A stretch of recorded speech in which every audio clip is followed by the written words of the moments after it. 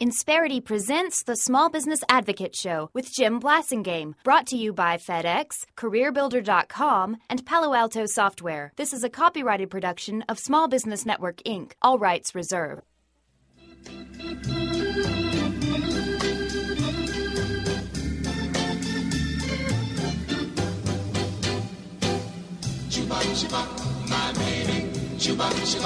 Hello, stranger. Little Barbara Lewis bringing us back. 23 after. I'm Jim Blasingame. Thank you very much for hanging out with me, having a great visit with our good friend Richard Hooker, the co-author of Shoestring Venture, the Startup Bible. Richard, tell us how we can find you online, how we can find your book. It is www.shoestringventure.com. My co-author is doing a wonderful blog on there where he's profiling social entrepreneurs. Steve Monis, by the way, is his name. Steve Monis, yes. And he's doing this wonderful job profiling people who are either starting up social concerns in an entrepreneurial way or starting up businesses that have a social, bettering the community. Right, we can find him at shoestringventure.com. Shoestringventure.com, and the book shoestringventure.com, the Startup Bible is available on Amazon.com every day. All right, so check it out, folks. Always in stock. And by the way, folks, my website is smallbusinessadvocate.com. I hope you go there as soon as you can and check it out. Richard, we're talking about the putting the financial strategy to work. One of the things that I have learned in my career, a couple of really simple principles. Number one, that we all know: buy low, sell high. Mm-hmm. Number two, it's not what you make; it's what you keep.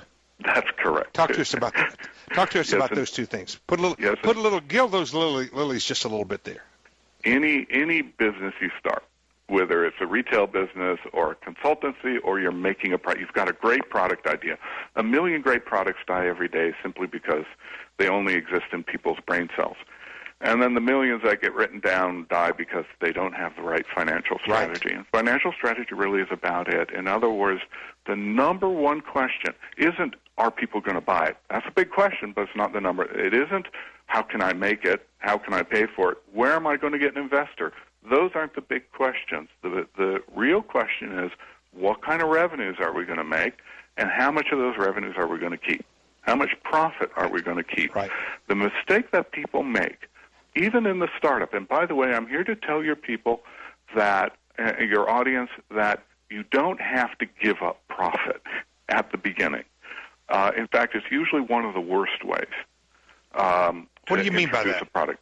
You don't have to give away the store to get people interested. That if you've got the right strategy and you've got the right product, then you've got a profit maker from the very beginning. But if you've put together a strategy and you're not making profit, you need to rethink the financial strategy.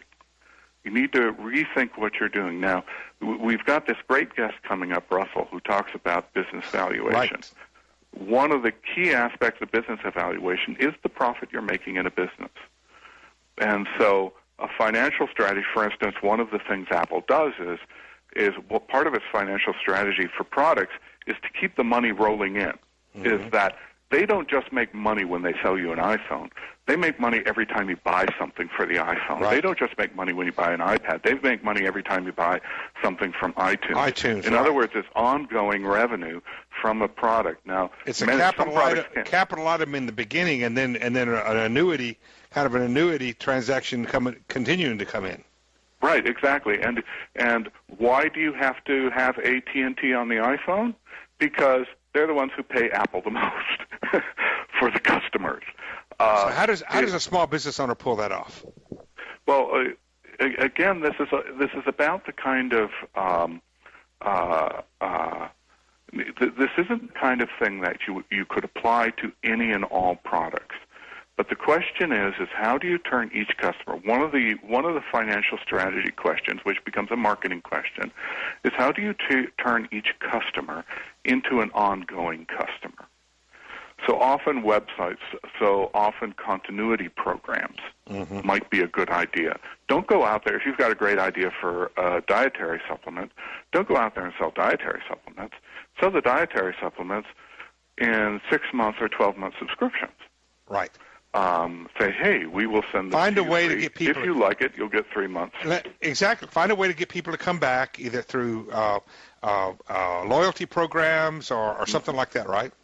Mm-hmm. And then, of course, we've been talking about profits from the standpoint of getting money from the customer, but there's also profits from the standpoint of your own costs and reducing costs and finding ways to pay people.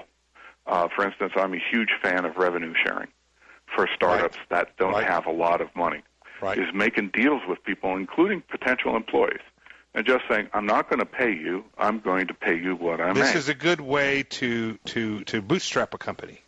To bootstrap a company and to avoid the cash flow problems, which is the biggest problem startups have. Because you make deals with people that are essentially, when I get paid, you get paid. Right, and barter's a good way to do that too, right? Absolutely, absolutely. If people will take barter. Right. Generally, when you show up into a meeting and say the word barter, the table it works. Gets empty. When it works, it's great. When it doesn't work, people run away. But barter is a good way to do it. So, folks, the main thing that Richard's helping us with here, folks, is that is you've got to have a strategy. You've got to have a financial strategy. You've got to be disciplined about it. If you don't know how to do a financial strategy, get somebody to help you with it. Because, Richard, you and I both seen a lot of great products, a lot of great business ideas that didn't make it, not because the product wasn't good or the idea wasn't good, but because the owner didn't do the financial planning properly. Yeah, one thing I need to say is that what you read about this stuff won't help you. You have to read between the lines. Right. You have to go into these success stories and figure out what their financial strategy is. Read the failures. Read about the failures, too. Hey, Richard, thanks for being here. Good job today. We'll see you next time. Thank you. Quick break. Stay with me. I'll be right back. Insperity presents the Small Business Advocate Show with Jim Blasingame, brought to you by FedEx, CareerBuilder.com, and Palo Alto Software. This is a copyrighted production of Small Business Network, Inc., intended for the private use of our audience. Except as otherwise provided by copyright law, all other copying, redistribution, or publication without prior written consent is prohibited. All rights reserved. Prohibited. All rights reserved. Prohibited.